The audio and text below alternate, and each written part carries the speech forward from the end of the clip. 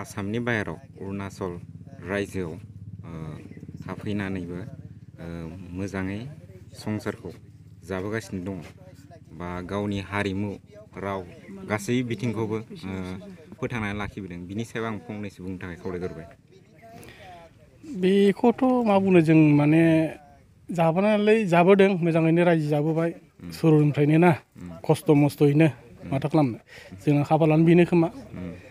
आंबो माने गोदो सेंग्रा फिसानिफ्रायनो बाहेरायाव थाखानायखा माने बे थाखानाय हिसाबै माने गामियाव थांनाय जायासै आंबो बेवहायनो बोरैबा माने जाबाय आरो माने हाबाबो जालायनाय जाबाय बेयावनो गथ' गथाय खांबाय फिसा फिसौ खांबाय।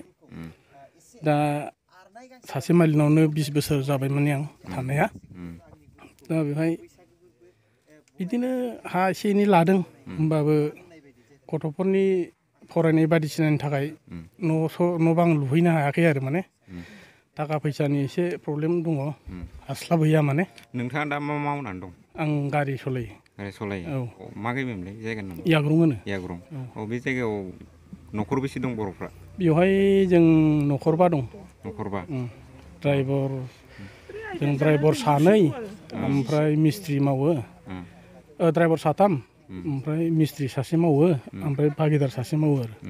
नोंथांमोना सिगाङाव बबे जायगानिमोन? जोङो गोदो आंनाथ' आंनि जोनोमाथ' नागालेण्डआवसो। नागालेण्डआव? औ। बेखायनो आंखौ नागा होनो माने। ओमफ्राय आंनि जोनोमा जाबाय 1975आवनो। आंथ' बारा मोनथिया नालाय बे समाव दाथ' बोराय बुरैयासो बुंलांनो गोदो थैयै समाव। दा बिदिनो 1975आव नागालेण्ड गन्दगलाव जोनोम माने आं। दा बेखायनो आयंमोना आंखौ नागा नाम दोनदों आरो माने।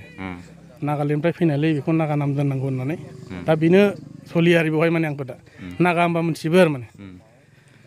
नैबे समाव अरुन ब्रह्मआदि नोंथांखौ गुरु हिसाबै मान होफैदों बिनि सायाव मानि थाखाय मान होयो बिनि सायाव फंनैसो बुंफ्रुनो थाखाय खावलायबाय आं। बियो माने ओरैबायदि जाहैबाय बिसोर माने गुदिनिफ्राय सिगां फैबाय बिदामोन फैग्रोदों आरो बिदामोना फैनानै बिदिनो हाजिरा खामला मावफैदों मावफैनायाव बे उन्दैमोन आरो एसे इयो ओमफ्राय फैनानै बिसोरजों फैफायो खिथु खिथु थाफायो माने एसे एनै मावफायो आरो आंबो सानबाय बेखौ बेथ' हाजिरा हुजिराबो मावनो हाया उन्दै गथ' ओरैनो गारियाव लाफानोसै आं बेखौ होननानै बिदानाव पारमिसन बिदों माने आं होमबा लाफायोबा लाफादो आदा नों होनदों आंखौ माने ओमफ्राय लाफाबाय आं ओमफ्राय बिदि लाफायै थायै दिनै एसे गाबोन एसे बिदिनो एसे फोरोंनानै मानसियाबो देरबोबाय ओरैनो 4-5 बोसोर जाबाय आरो बियो मानसियाबो देरलांबाय रोंहोलांबायबो हाहोलांबायबो ओमफ्राय ग्रोब बिदामोना फैलायबाय माने जाय गिथि सालिनो होननानै बेहाय आरो रिमि दैमायाव याग्रङाव आरो ओमफ्राय बिदि फैनायाव बिदिनो गावबो एसे गोरोंखा नालाय आरो माने बेबायदि मेलेमा बेलेगखा बेना गोदो उन्दैनिफ्रायनो गाव होनबाय आदा आं गारि सलायगोन ओमफ्राय आदामोनजों थाफानो एसे आं खामानि मावो दे होमबालाय थाफा मावफा गिथि सालियो गिथि लेबार मावफा बेलसा हफा ओरैबो मोनगोन फैसाया। खै बोसोरसो साना थानाय बेहाय? बियो 4-5 बोसोर जादों खोमा। 5 बोसोर। दा बिथाङाथ' अरुन ब्रह्मआ सासे खौरांगिरिबो आरो सासे मोजां समाज सिबियारिबो बिथाङा नोंथांनिफ्राय बोसोनफोर मोनदोंमोन नामा एसे?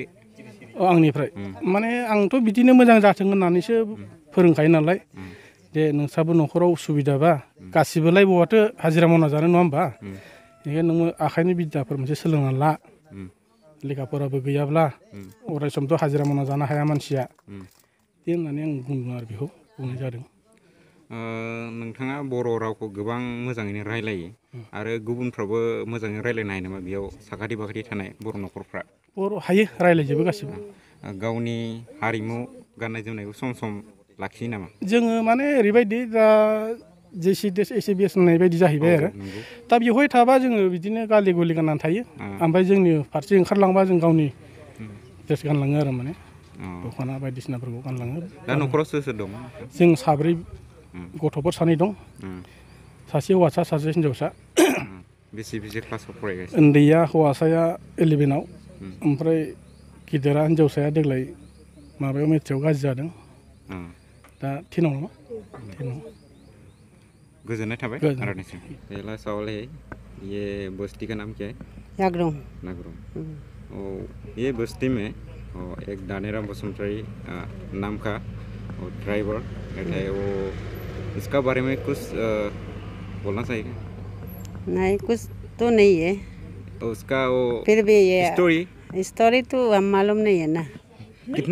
कितना साल से उसको मतलब मुलाकात हुआ है? 2 साल हो गया। 2 साल ना वो तो नागा बस ये क्या बोला है, दानीराम बसुमतारी तो बहुत अच्छा आदमी है। हाँ, सब पड़ोसी, हम लोग पड़ोसी है। हाँ, हम लोग का साथ में हम तो आदि है, अरुणाचल का आदमी है, फिर भी हम लोग मिलजुल के बैठा है। हाँ, वो लोग क्या कहेगा, हम भी कभी कभी मिलता है। हाँ, हम लोग एक ही खानदान का जैसा ही बैठा है, पड़ोसी है, सामने में है, हाँ, घर का सामने में हम लोग एक ही आदमी का जैसा बैठा है। हाँ, उसका बीबी भी अच्छा है, दानीराम बसुमतारी भी अच्छा है। हाँ।